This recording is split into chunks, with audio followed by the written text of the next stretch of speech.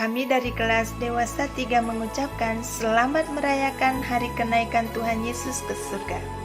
Yesus kita bangkit dan naik ke surga. Inilah kisah peristiwa kenaikannya.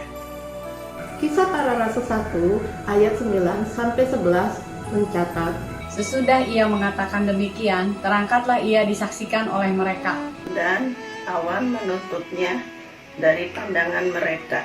Ketika mereka sedang menatap ke langit waktu ia naik itu, tiba-tiba berdirilah dua orang yang berpakaian putih dekat mereka. Dan berkata kepada mereka, Hai orang-orang Galilea, mengapakah kamu berdiri melihat langit?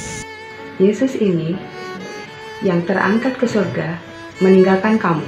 akan datang kembali dengan cara yang sama seperti kamu melihat dia naik ke surga. Ibrani 1 ayat 3 menyatakan, Ia adalah cahaya kemuliaan Allah dan gambar wujud Allah. Dan menopang segala yang ada dengan firman-Nya yang penuh kekuasaan. Dan setelah ia selesai mengadakan penyucian dosa, ia duduk di sebelah kanan yang maha besar di tempat yang tinggi. Ibrani 4 ayat 14 menuliskan, Karena kita sekarang memiliki Imam Besar yang agung, yang telah melintasi semua langit, Yaitu Yesus anak Allah. Baiklah kita teguh berpegang pada pengakuan iman kita. 1 Timotius 3 ayat 16 mencatat, Dan sesungguhnya agunglah rahasia ibadah kita. Dia yang telah menyatakan dirinya dalam rupa manusia, Dibenarkan dalam roh, Yang menampakkan dirinya kepada malaikat-malaikat, diberitakan di antara bangsa-bangsa yang tidak mengenal Allah, yang dipercayai di dalam dunia, Diangkat dalam kemuliaan.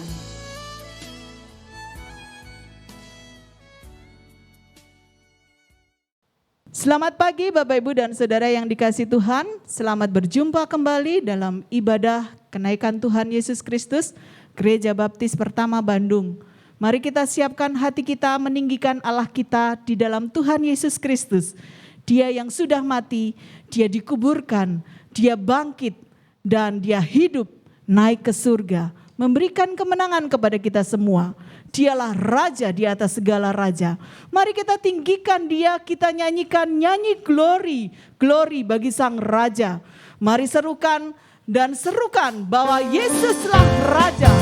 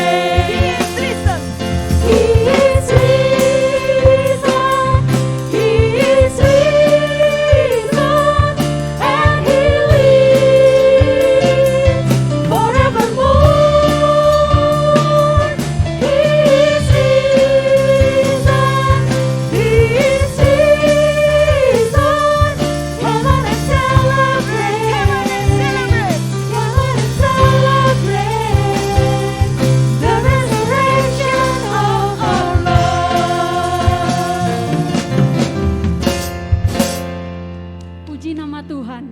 Dia Allah yang layak kita tinggikan. Dia Allah yang layak kita puja. Mari kita datang kepada Tuhan. Kita mau menyembah Dia. Sebab Dia Allah yang maha besar. Dia Allah yang maha kasih. Biarkan alam ini memuji dan meninggikan nama Tuhan kita.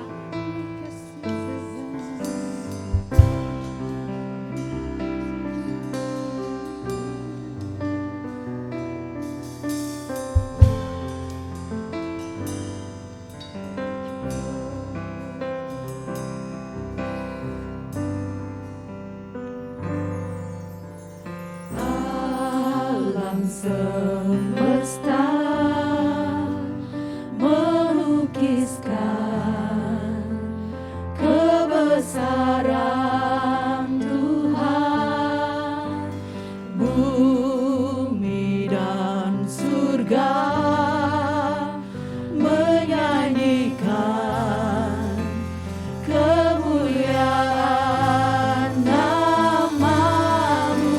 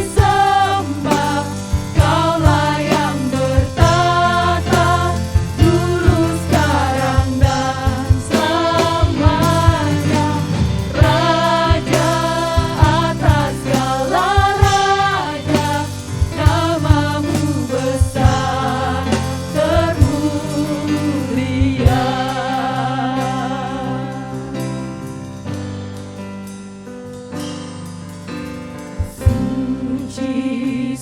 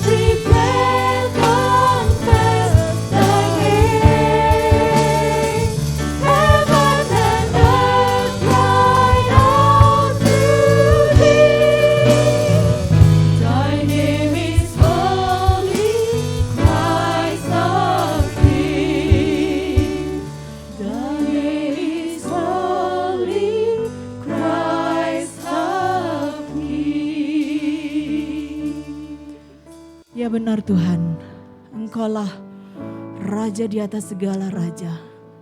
Engkau Allah yang maha kudus, Allah yang maha suci. Engkau Allah yang hidup, Allah yang memberi kemenangan kepada kami yang percaya kepadamu. Kami meninggikan Engkau di pagi hari ini ya Tuhan. Kami memuliakan Engkau karena hanya Engkau yang layak. Kami puja, kami sembah, dan kami muliakan. Terimalah puji-pujian kami Tuhan. Dan saat ini kami siap untuk kami terus meninggikan nama-Mu. Untuk terus memuliakan nama-Mu. Dan kami siap diberkati oleh firman-Mu. Berkati kami, pimpin kami dalam ibadah pada pagi hari ini. Hanya di dalam nama Tuhan kami Yesus Kristus. Kami berdoa dan kami bersyukur. Amin. Amin. Mari kita berdiri bersama-sama. Hari ini kita bersuka cita. Kita merayakan hari kenaikan Tuhan Yesus Kristus. Kita menang karena darah kuasa Tuhan. Mari kita berdiri, kita menyanyikan pujian ini. Menanglah dalam Yesus. Aku mendapat berita tentang juru selamat dunia.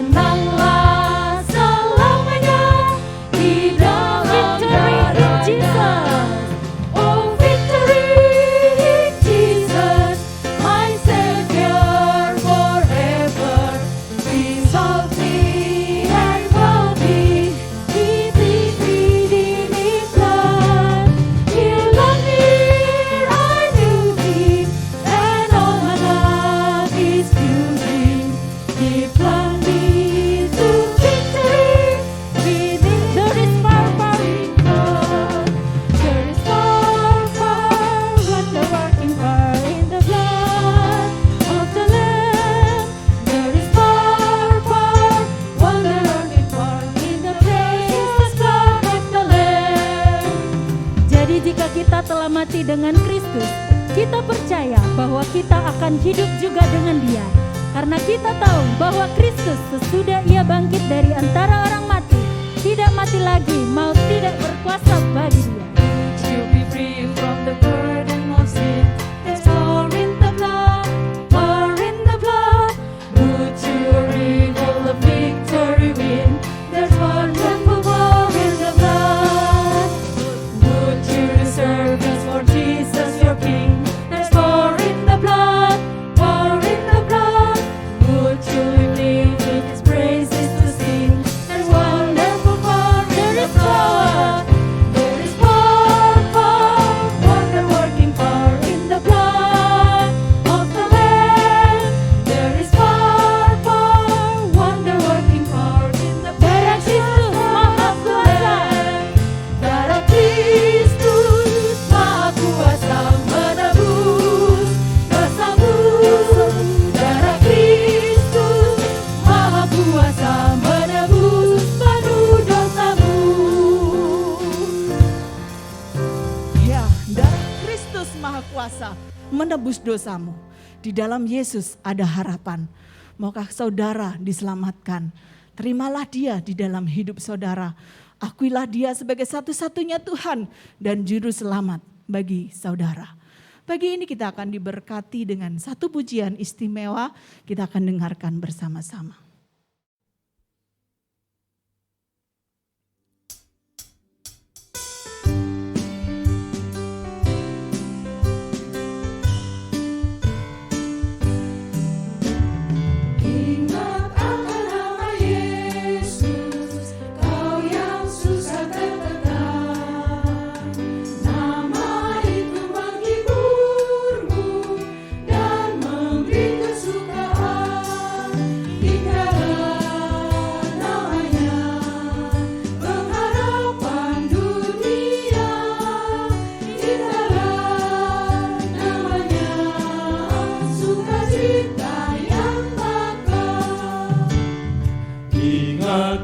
Nama Yesus bagai perisai yang teguh.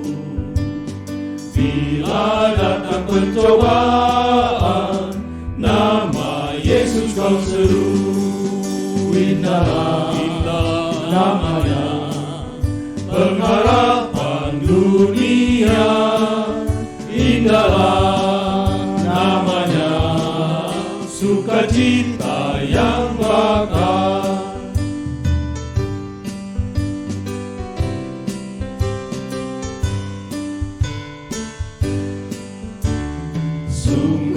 Indah nama Yesus, hati kita bergema. Bila kita disambutnya, sukacita pun besar. Indahlah namanya, pengharapan dunia. Indahlah namanya, sukacita yang bakal. Sujud dalam nama Yesus, kita akan menyembah dan menobatkannya Raja dalam surga selamanya. Indahlah namanya, pengharapan dunia. Indahlah namanya, sukacita yang bakal. Sukacita yang bakal.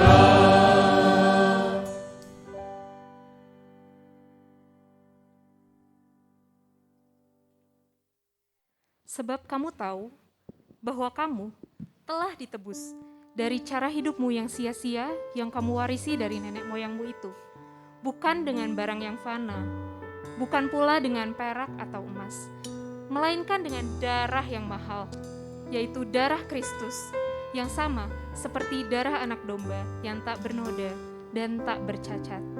Hanya oleh kuasa darah Yesus, kita ditebus, kita diselamatkan, dan kita diampuni.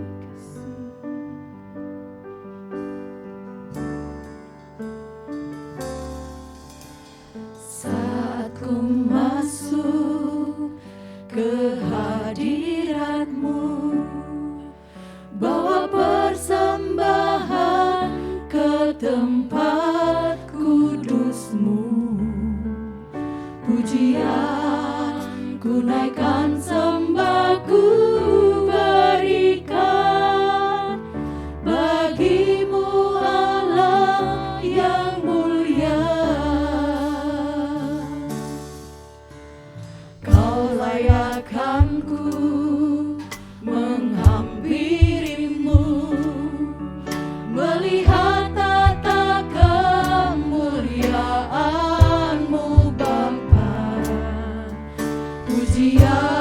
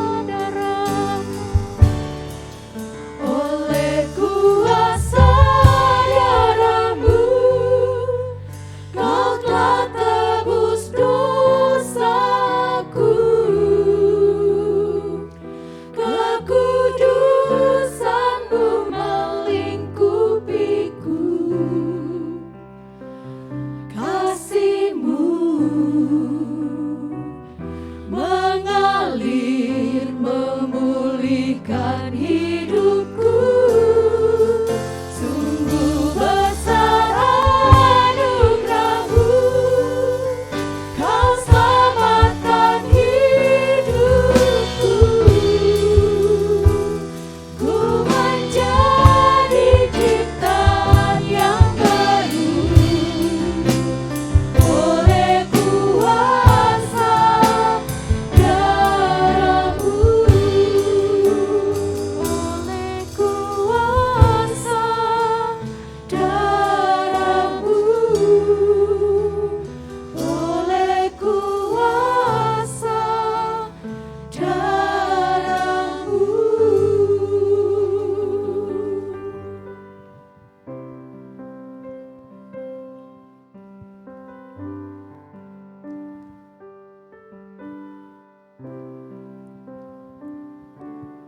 Mari kita berdoa.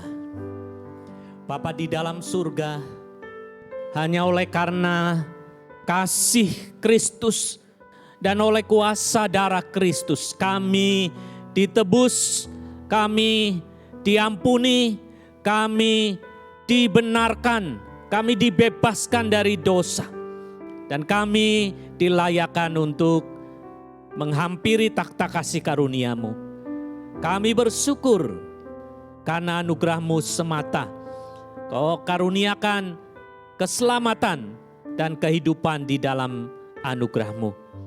Terima kasih Tuhan, kami mengucap syukur untuk kesempatan kami terus merayakan kemenangan dan juga merayakan kenaikan Tuhan Yesus ke surga. Kami serahkan waktu ini, kami akan merenungkan firman Tuhan, Tuhan yang memberkati, Tuhan yang membuka hati pikiran kami siap mendengarnya. Dalam nama Tuhan Yesus kami berdoa. Amin.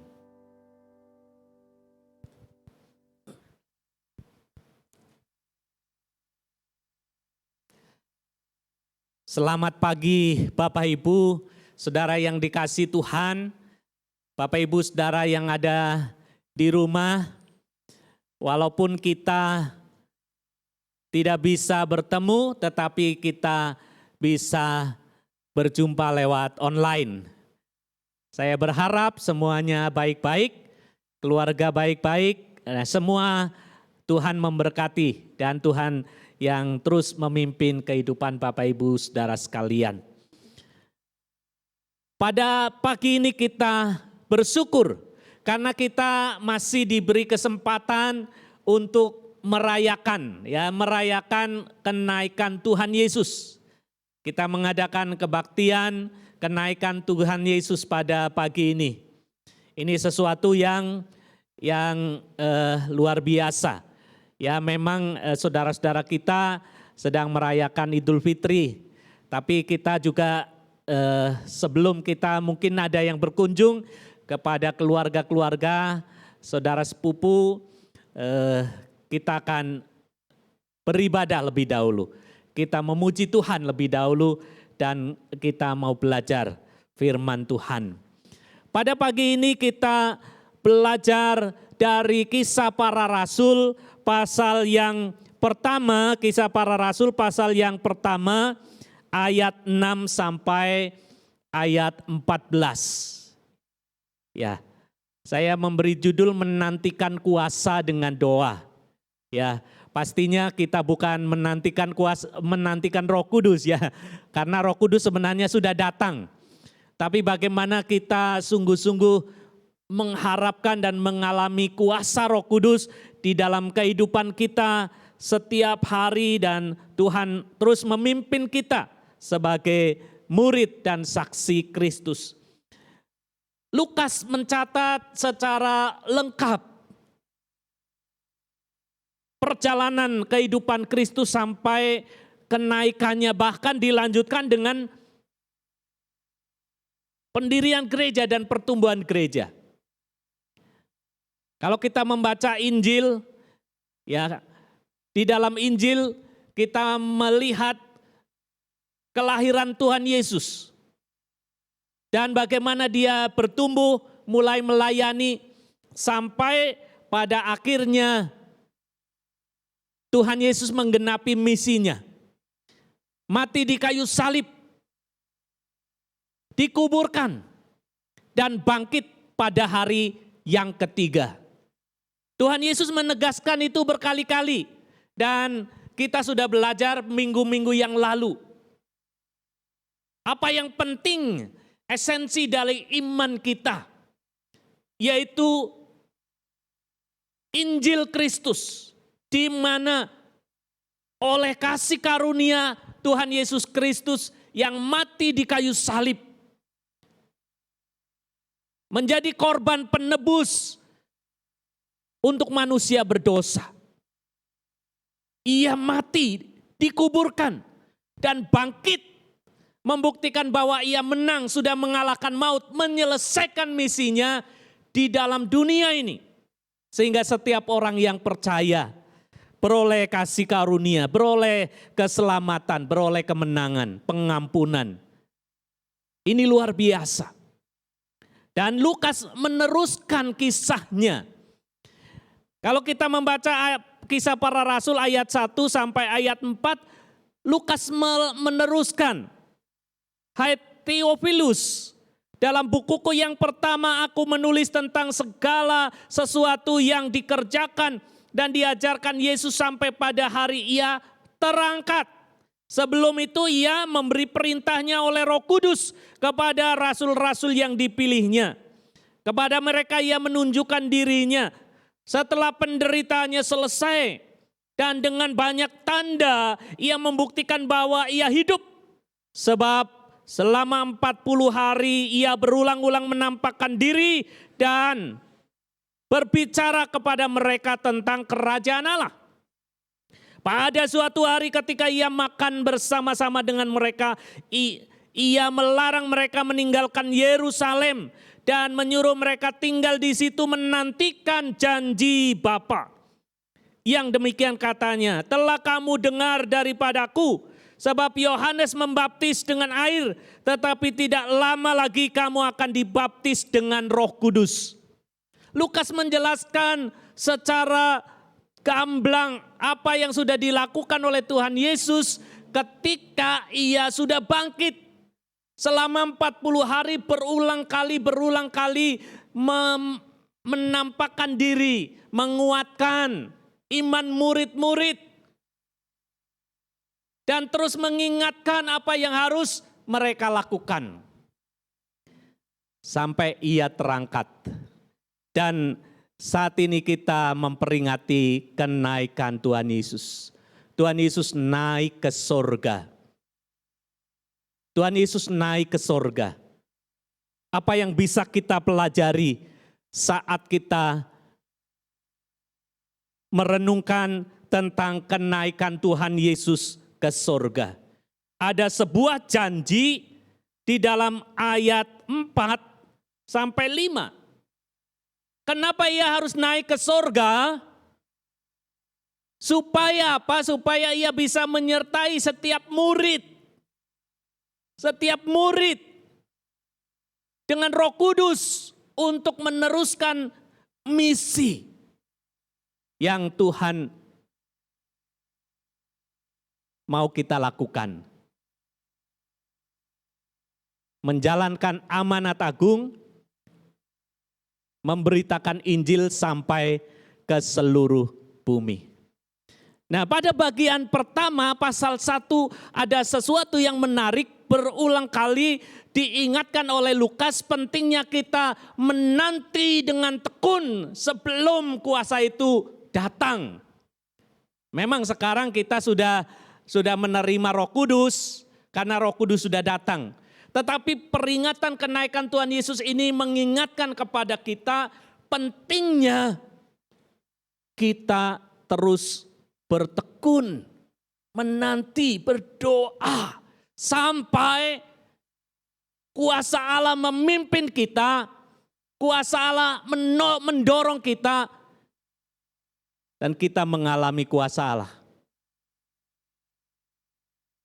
Gereja mengalami kuasa Allah untuk terus menjalankan misinya. Mengapa menantikan kuasa dan terus berdoa itu penting? Ada tiga bagian yang kita ingin pelajari. Dari ayat 1, pasal 1 ayat 6 sampai 8. Ya, pasal 1 ayat 6 sampai 8, kemudian pasal 1 ayat 9 sampai 11. Yang ketiga pasal 1 ayat 12 sampai 14. Menantikan kuasa Roh Kudus, kuasa Tuhan. Dengan tekun berdoa, dengan berdoa yang sungguh-sungguh. Kalau kita membaca bagian ini, kita melihat khususnya bagian yang terakhir. Saya ingin menekankan ayat 14, nanti kita mengaitkan dengan ayat-ayat sebelumnya. Mereka semua bertekun dengan sehati dalam doa bersama-sama dengan beberapa orang perempuan serta Maria, ibunya, ibu Yesus, dan dengan saudara-saudara Yesus. Kelihatannya ini sesuatu yang gampang tetapi sulit dilakukan. Seringkali kita mau melakukan sesuatu, tetapi bersabar sampai Tuhan menyatakan sesuatu yang jelas. Bahkan Tuhan memberikan arahan yang jelas dan Tuhan menyatakan kuasa untuk melakukan, itu sangat penting. Karena itu kita mau belajar di bagian yang pertama ini, kita perlu menantikan kuasa dengan doa yang tekun. Karena apa? Karena untuk menjalankan tugas yang sangat penting, menjadi saksi. Tuhan memanggil kita menjadi saksi. Di dalam ayat 6 sampai 8, maka bertanyalah mereka yang berkumpul di situ, Tuhan, maukah Engkau pada masa ini memulihkan kerajaan bagi Israel? Jawabnya, engkau tidak perlu mengetahui masa dan waktu yang ditetapkan Bapa sendiri menurut kuasanya. Tetapi kamu akan menerima kuasa kalau Roh Kudus turun ke atas kamu, dan kamu akan menjadi saksiku di Yerusalem dan di seluruh Yudea dan Samaria dan sampai ke ujung bumi. Saudara, ada kebenaran yang perlu kita renungkan dari bagian ini. Murid-murid selalu punya harapan kalau bisa mengatur Tuhan, mengatur Tuhan. Sebelumnya kita pernah belajar bagaimana murid-murid, bahkan murid yang dikasih pengen duduk di sebelah kanan kiri, kanan kiri Tuhan Yesus. Kalau Tuhan Yesus jadi raja, satu pengen di kanan, satu pengen di kiri, Nah, sekarang mereka tidak sabar. Kapan itu akan terjadi? Kapan itu akan terjadi? Tuhan, maukah, bukan hanya kapan, maukah Engkau pada masa ini memulihkan kerajaan bagi Israel? Saudara, kita tahu Israel atau kota Palestina yang kecil itu, kota itu kecil. Israel adalah bangsa yang kecil. Tetapi mereka bangga sebagai umat Allah, umat yang dipilih oleh Allah. Tetapi karena mereka sering tidak taat kepada Tuhan, mereka dihukum, Mereka diserahkan ke Babel. Mereka diserahkan ke Persia. Mereka diserahkan ke Yunani dan Romawi. Pada akhirnya, pada masa Yesus mereka masih ada di dalam kuasa Romawi, kuasa Yunani Romawi. Dan apa yang terjadi? Mereka sebagai negeri jajahan. Ketika Yesus datang, mereka berharap Yesus akan datang sebagai Mesias yang membebaskan.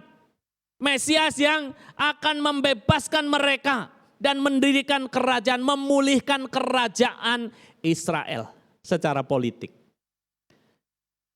Tetapi maksud Tuhan Yesus tidaklah demikian. Sejak awal Tuhan Yesus berbicara tentang kerajaan Allah.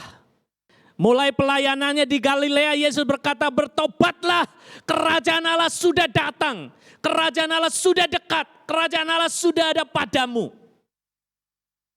Apa yang dimaksud kerajaan Allah? Kalau kita ingin tahu kerajaan Allah, kita bisa membaca kembali doa Bapa kami.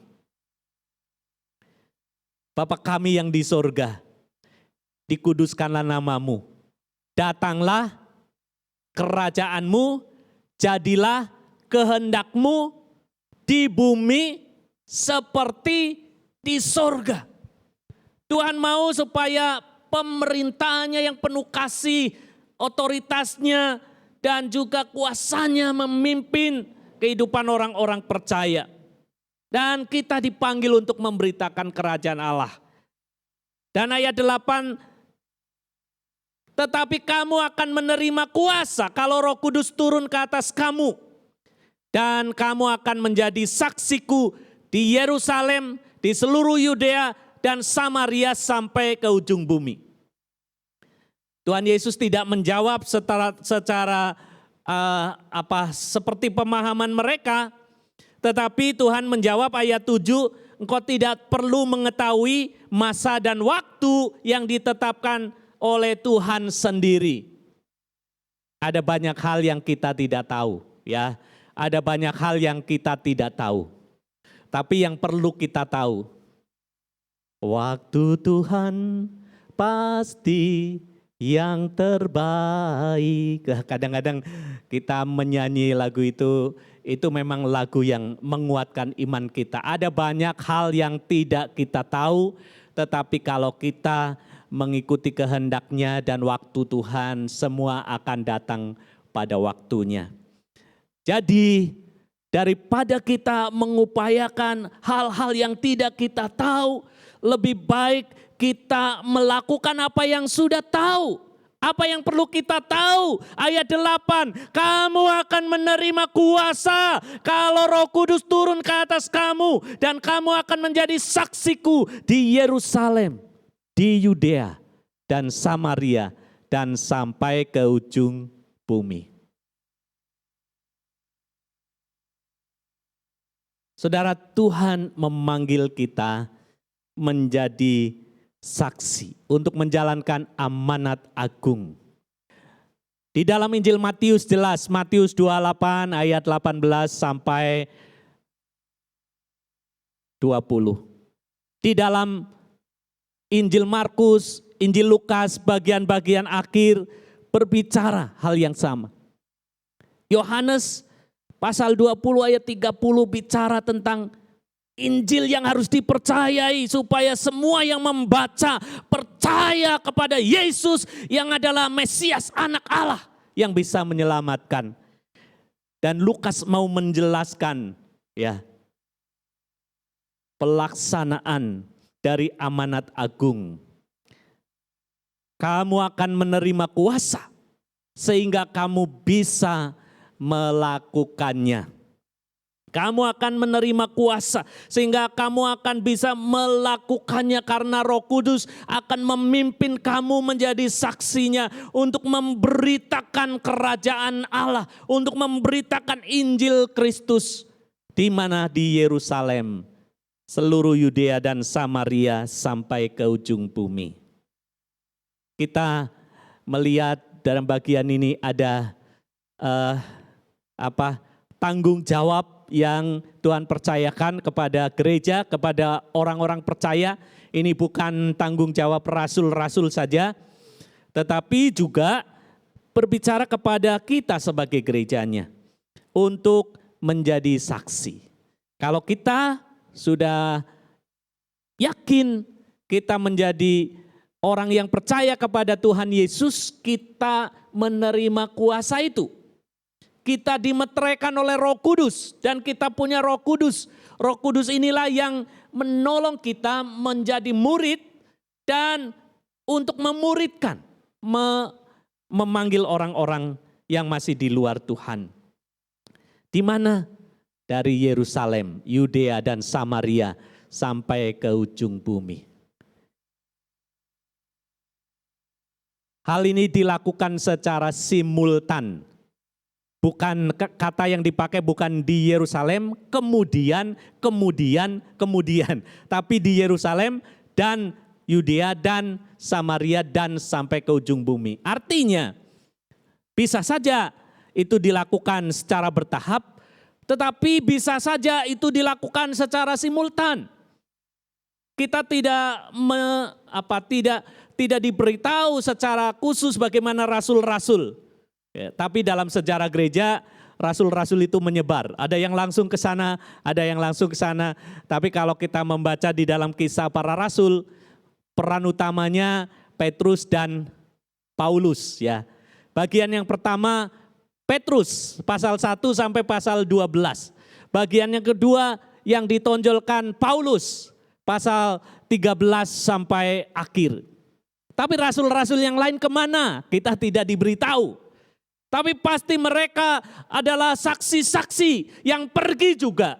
Kemanapun mereka pergi, Tuhan menyertai pemberitaan Injilnya.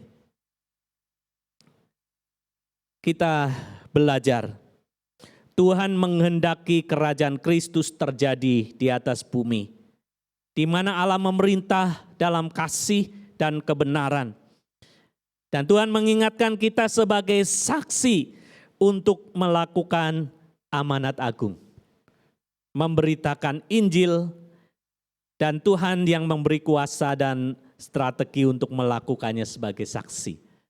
Ya, ini seringkali dipelajari, ada strategi, ada hal-hal yang bisa dipelajari, ada banyak hal yang bisa kita pelajari.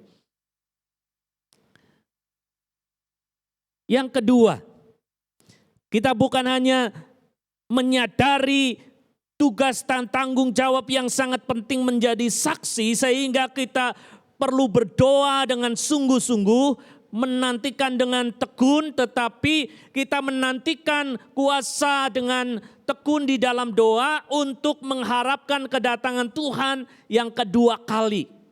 Kalau kita belajar di dalam ayat 9 sampai ayat yang ke-11, ini menceritakan bagaimana Yesus naik ke surga. Dikatakan sesudah ia mengatakan demikian. Sesudah ia mengatakan demikian, terangkatlah ia disaksikan oleh mereka dan awan menutupnya dari pandangan mereka. Ketika mereka sedang menatap ke langit waktu ia naik itu, tiba-tiba berdirilah dua orang yang berpakaian putih dan dengan dekat mereka dan berkata kepada mereka, "Hai orang-orang Galilea, mengapakah kamu berdiri melihat ke langit? Yesus ini yang terangkat ke sorga meninggalkan kamu akan datang kembali dengan cara yang sama seperti kamu melihat dia naik ke surga." Oh haleluya. Kalau kita hidup pada zaman murid-murid, kita mungkin mengalami kekaguman tersendiri. Ya, sempat murid-murid takut dan cemas karena Yesus mati, disalib, tetapi kemudian bangkit. Dan setelah kebangkitan mereka dihibur, dikuatkan, kemudian apa? Diyakinkan, mereka bersemangat. Puji Tuhan, karena Tuhan tidak meninggalkan kita. Puji Tuhan, Tuhan ada di tengah-tengah kita. Puji Tuhan, karena Tuhan ada di tengah-tengah kita. Tuhan akan segera memulihkan kerajaan Israel. Itu harapan mereka. Tapi kemudian Tuhan naik. Tuhan naik. Dan ketika mereka menatap ke langit, kita bisa membayangkan ya. Saya bisa memastikan kenaikan Tuhan Yesus pelan-pelan ya. Tidak kayak jet yang cepat sekali, tapi pelan-pelan ya. Jadi mereka pasti udah natap lama ya. Kalau kita jalan pelan-pelan 1 kilo sampai 2 kilo mungkin sampai nggak kelihatan karena bentuknya kecil, ya badan kita kan kecil. Tapi kan pasti lama gini ya. Dengan kekaguman, dengan rasa sukacita. Karena ada janji-janji itu. Dan mereka terus menatap ke langit. Mungkin sudah lama mereka menatap ke langit. Tiba-tiba malaikat Tuhan datang kepada mereka. Dan mengejutkan mereka. Mengejutkan mereka. Ini sesuatu yang sangat penting. Pesan-pesan Tuhan Yesus seringkali dikuatkan oleh malaikat-malaikat. Ya, malaikat-malaikat dipakai oleh Tuhan untuk menolong kita, untuk melayani. Dan meneguhkan apa yang sudah Tuhan rancang. Dan murid-murid sadar, Yesus sudah tiada. Dia sudah menghilang dari pandangan kita. Tetapi apa yang harus kita ingat adalah apa yang sudah Tuhan ajarkan dan apa yang harus dilakukan. Dan dari bagian ini kita belajar kenaikannya ke surga. Bukan hanya duka cita karena kita ditinggal, tetapi juga ada pengharapan. Pengharapan. Karena Dia tidak akan meninggalkan kita sebagai yatim piatu. Ia berjanji menyertai kita sampai akhir zaman. Bagaimana caranya? Ia akan mengirim Roh Kudus, ya, mengirim Roh Kudus untuk menyertai kita.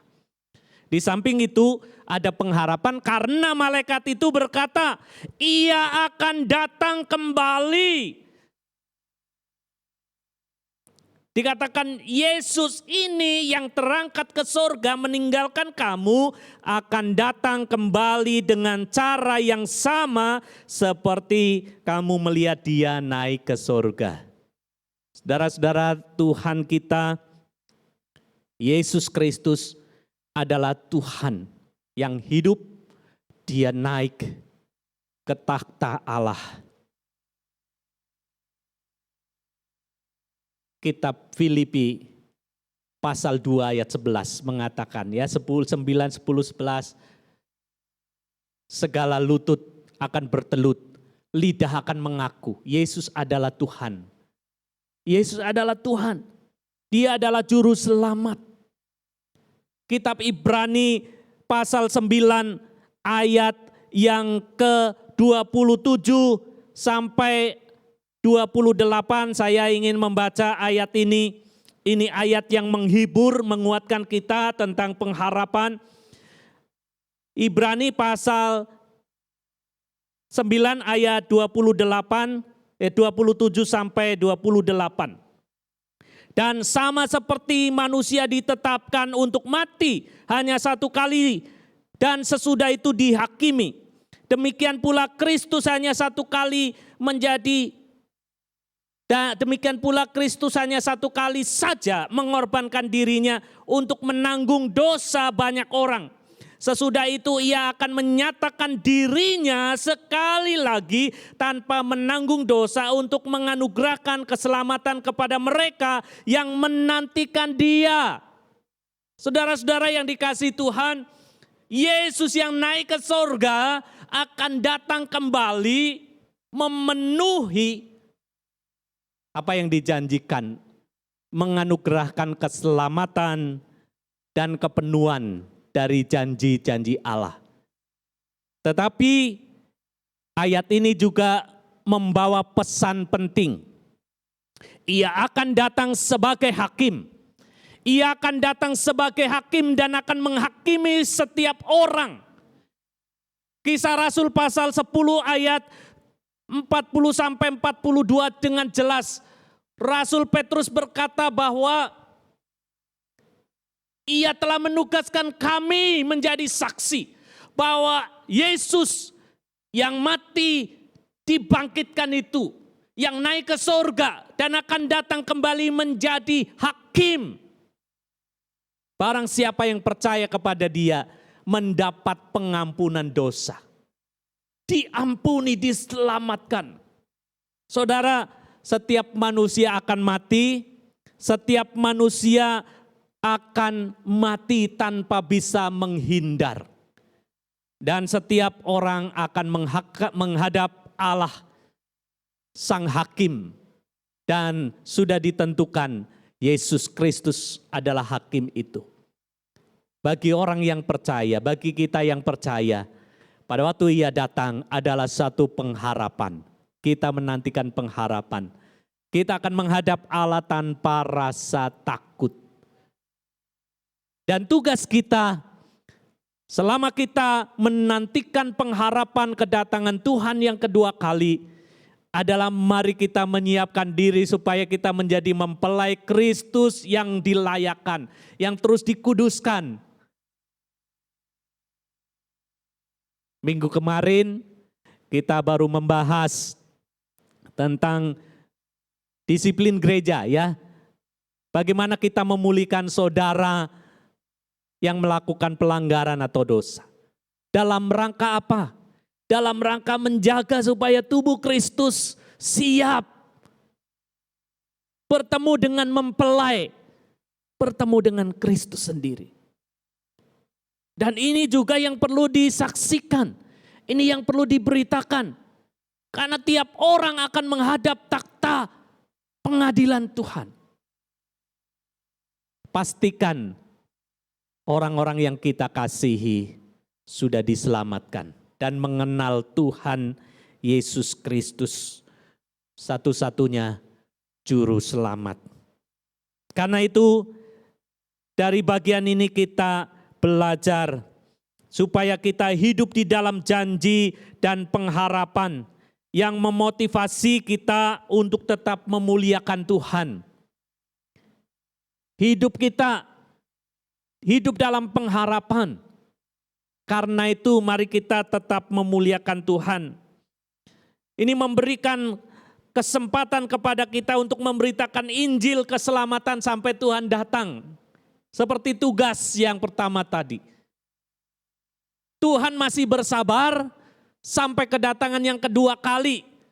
Ada orang yang bertanya, apakah benar Tuhan Yesus akan datang kembali? Petrus menjawab,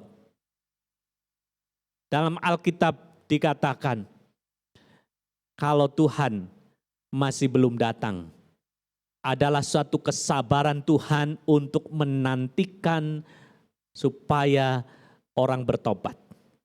Bapak Ibu Saudara yang dikasih Tuhan, mungkin ada di antara saudara sampai hari ini masih ragu-ragu tentang imannya kepada Tuhan Yesus. Saya menegaskan melalui firman Tuhan, Dia benar-benar akan datang menjadi hakim dan menyelamatkan kita yang percaya. Akui Yesus, terima Yesus sebagai Tuhan dan Juru Selamat, dan mari kita hidup di dalam pengharapan. Yang ketiga, yang perlu kita renungkan saat kita merayakan kenaikan Tuhan Yesus, kita menantikan kuasa dengan doa. Untuk apa? Untuk sebuah kebangunan rohani dan penyelamatan dunia. Saudara, murid-murid mereka langsung pulang dari Bukit Zaitun ke rumah yang mereka menumpang. Ya, kemungkinan disewa, mereka menumpang, kemudian mereka naik ke ruang atas dan berdoa.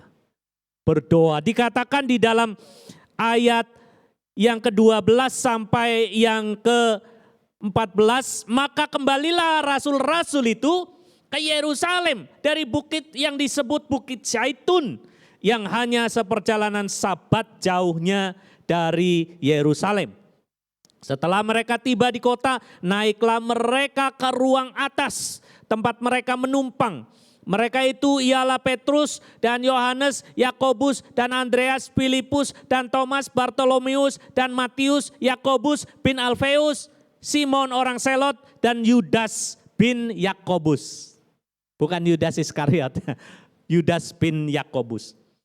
Kemudian ayat 14, mereka semua bertekun dengan sehati dalam doa bersama-sama. Dengan siapa? Beberapa perempuan serta Maria ibu Yesus dan dengan saudara-saudara Yesus.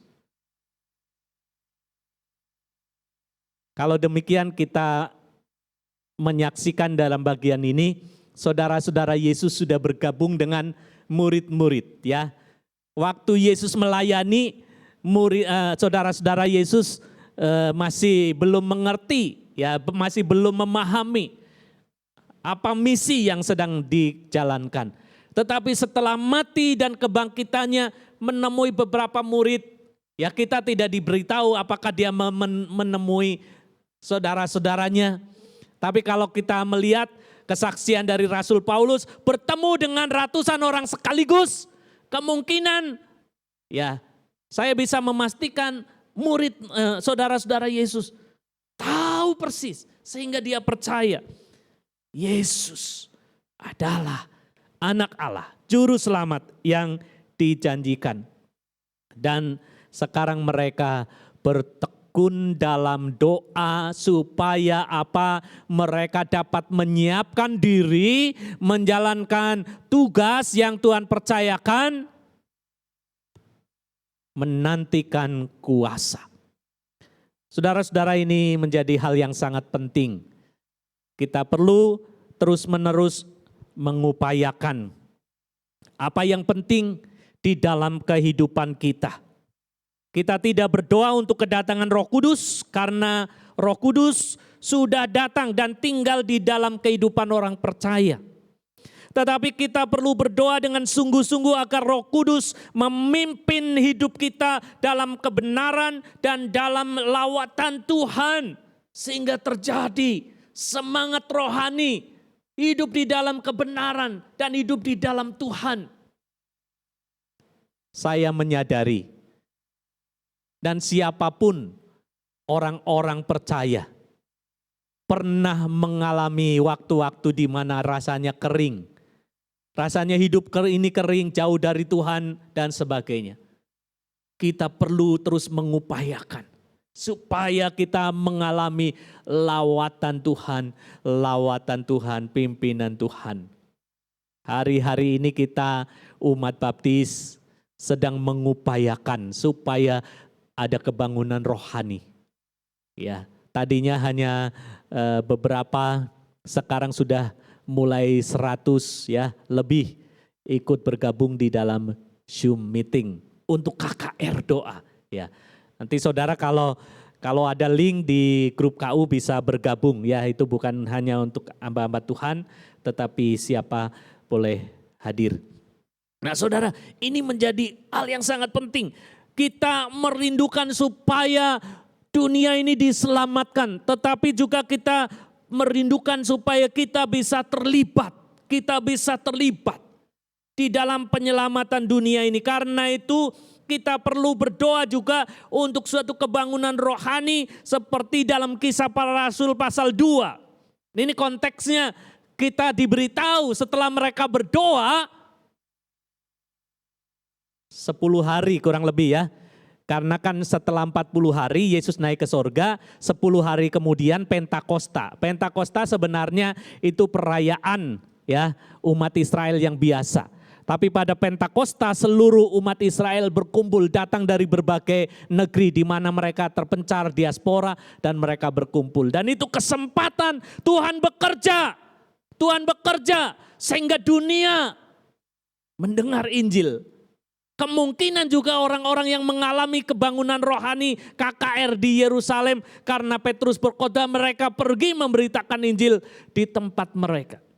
Sehingga Injil bisa diberitakan. Saudara, kita perlu berdoa untuk itu.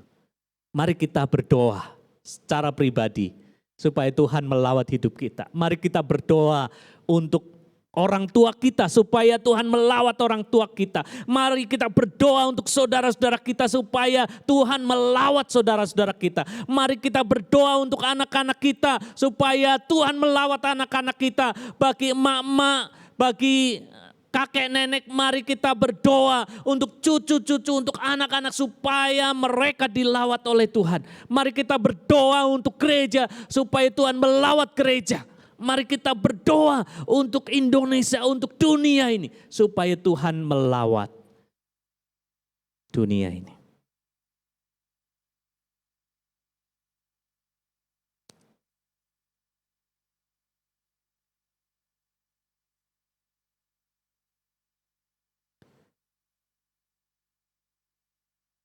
Mari kita dengan tekun menantikan, karena Tuhan memberi mandat yang tidak mudah. Tetapi dengan kuasa Tuhan, kalau kita meminta, bertekun, dan merelakan diri, kita bisa melakukan tugas yang penting untuk menjalankan amanat agung menjadi saksi. Mari kita dengan kuasa doa, kita mengharapkan kedatangan Tuhan, sambil kita terus meyakini panggilan yang Tuhan percayakan dan berdoa untuk kebangunan rohani.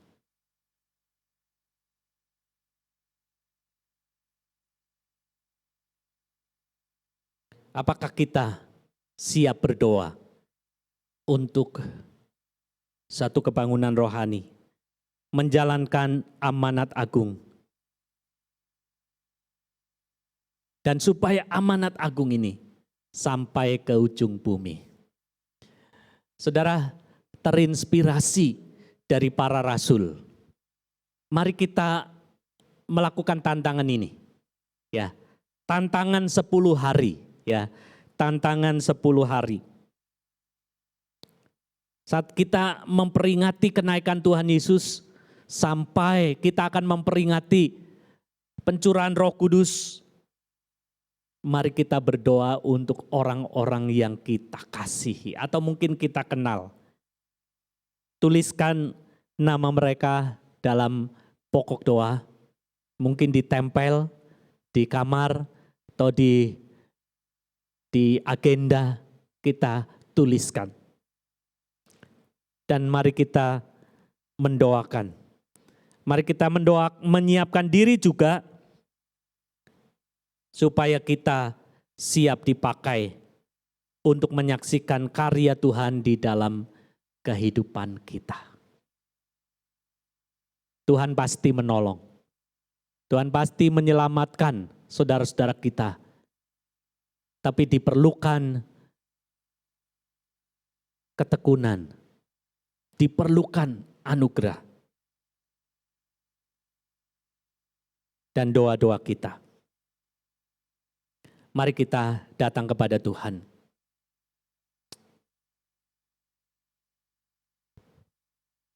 Bapa di dalam surga, pada saat ini kami bersyukur Tuhan untuk kebenaran firman-Mu, supaya kami terus bertekun di dalam doa, dengan sungguh-sungguh mengharapkan kuasa Tuhan bekerja di dalam kehidupan kami pribadi lepas pribadi. Supaya kami sebagai gereja, sebagai murid Kristus, sebagai orang percaya, kami menyiapkan diri untuk menjalankan panggilan Tuhan, melaksanakan amanat agung menjadi saksi. Sementara kami mengharapkan kedatangan Tuhan yang kedua kali, kami mau menggunakan kesempatan yang Tuhan berikan, memberitakan Injil Tuhan. Kami menyerahkan diri, kami menyiapkan diri, kami menyiapkan waktu, kami menyiapkan tenaga, kami menyiapkan kesempatan, kami menyiapkan karunia-karunia kami menyerahkan sepenuhnya Tuhan. Kiranya Engkau memakai. Tetapi lebih dari itu, kami ingin berlutut, kami ingin tunduk di hadapan Tuhan, kami merendahkan diri dan berdoa kepadamu. Saudara yang dikasihi Tuhan, sambil kita merenungkan firman Tuhan, mari kita merenungkan lagu ini sebagai lagu perenungan saat kita berdoa kepada Tuhan.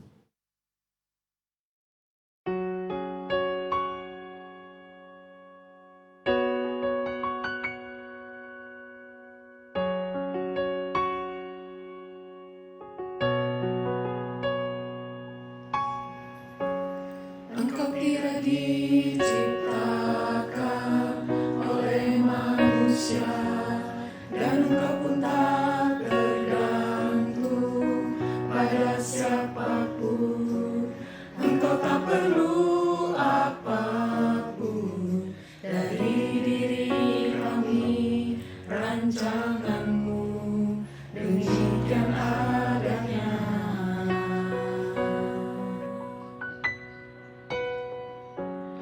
Kuasa-Mu tidak terbatas oleh apapun.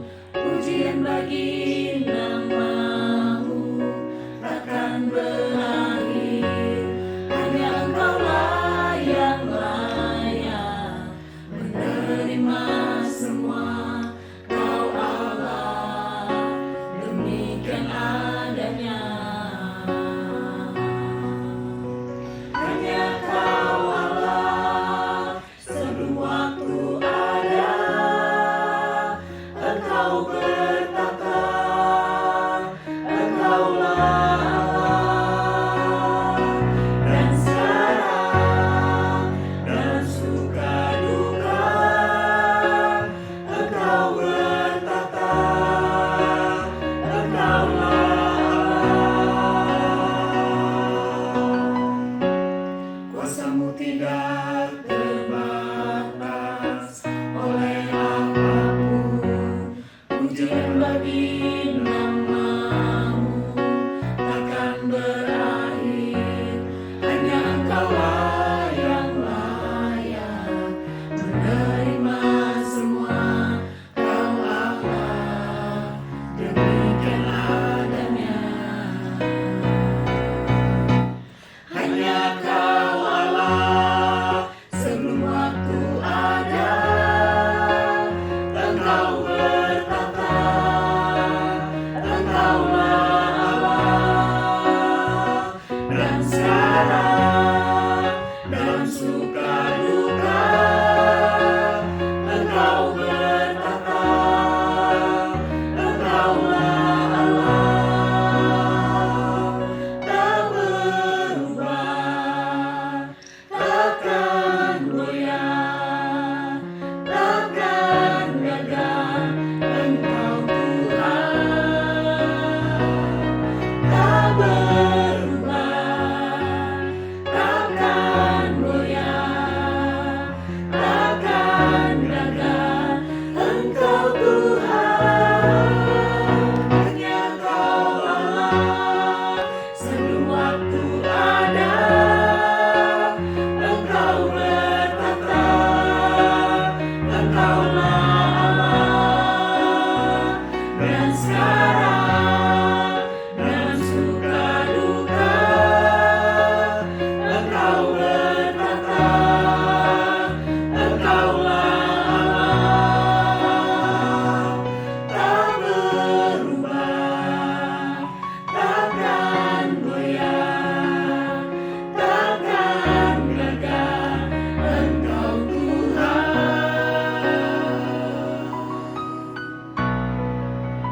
Hanya Kau Allah, sebelum waktu ada, Engkau bertata, Engkaulah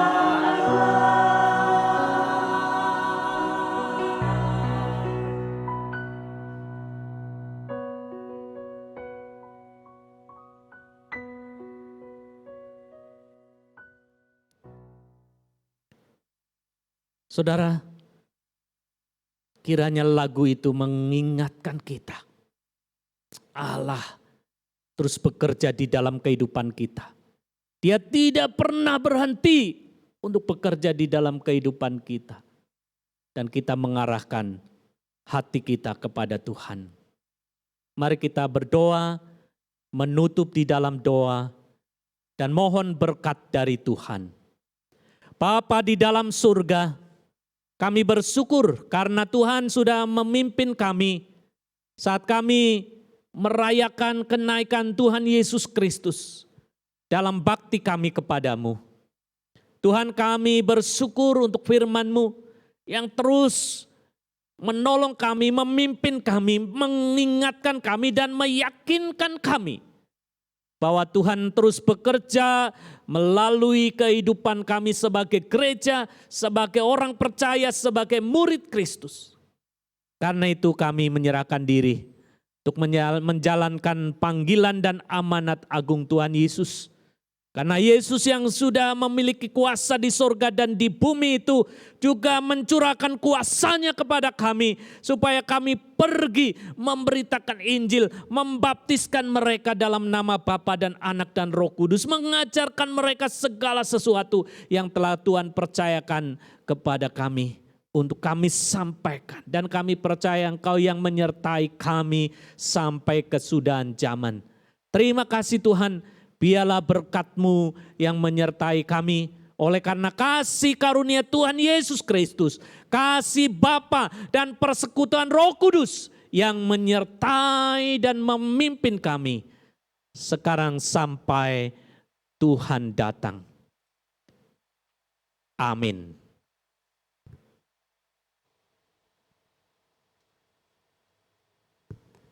Mari kita terus bersemangat di dalam kasih Tuhan, karena Tuhan tidak pernah meninggalkan kita. Ia terus akan memimpin perjalanan kehidupan kita sehari-hari. Tuhan Yesus memberkati kita.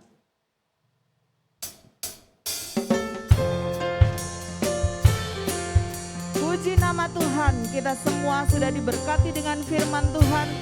Mari kita tetap menang di dalam Tuhan. Aku mendapat berita bahwa Yesus Juru Selamat. Aku mendapat berita tentang Juru Selamat dunia.